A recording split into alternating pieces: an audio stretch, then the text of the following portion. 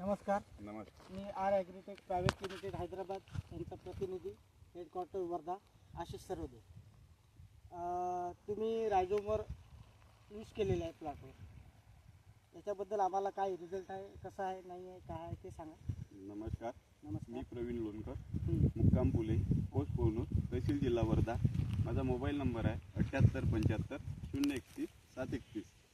मी R agritech कंपनीचं रायझोमवर हे use केलेलं आहे. माझा हा प्लॉट मी पेरणी केल्यानंतर मरोगाला जास्त बळी पडला होता, तर मी हे 2 किट आणून रायझोमवर हे याच्यावर स्प्रेइंग केलं.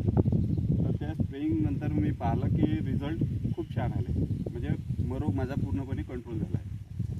त्यानंतर बाजूला जे शेत आहे माझं 6 एकर, त्याच्यावर दुसरं स्प्रे केलं, तर त्याच्यावर तसा काही कंट्रोल नाही आहे. मरोगाला थोडाफार आहे, पण तो रिझल्ट नाही जसा पाहिजे तसा. त्यामुळे माझा असा विचार आहे की नंतर जे राहिलेला प्लॉट आहे त्याच्यावर मी रायझोमवर आता यूज करणार आहे.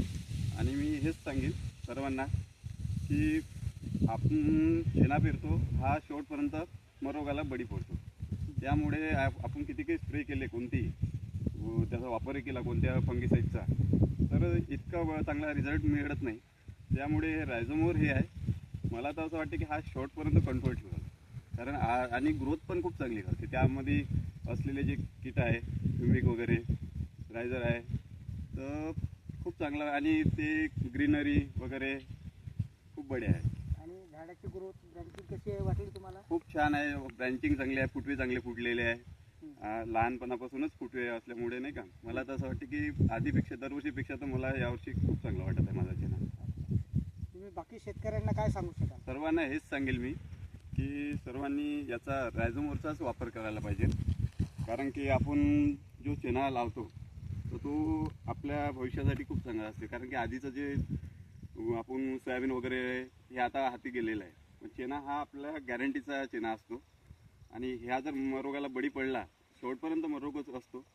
त्यामुळे हे किट वापरल्यानंतर मला तर असं वाटत नाही की मरोगाला बळी पडेल. सर्वांना हेच सांगू शकतो की आर ॲग्रोटेक कंपनीचं ते रायझोमवरच वापरावं. मी शेतकरी म्हणून हेच सांगू शकतो. इतकं. धन्यवाद.